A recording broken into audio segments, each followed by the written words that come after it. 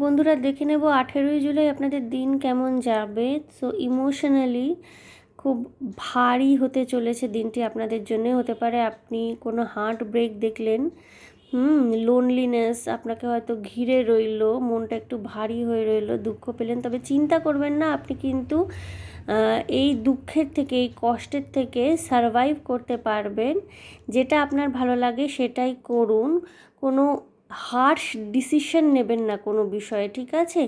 নিজের প্রতি করুণা করবেন, নিজেকে ক্ষমা করবেন এবং যারা আপনাকে কষ্ট বা দুঃখ দিয়ে থাকবে তাদেরকেও ক্ষমা করার চেষ্টা করবেন।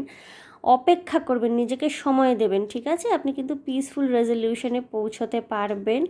যারা আপনার ঘনিষ্ঠ বন্ধুবান্ধব বা বাবা মা, যদি আপনি তাদের কারোর খুব কাছাকাছি থেকে থাকেন, তাদের থেকে সাহায্য নিতে পারেন।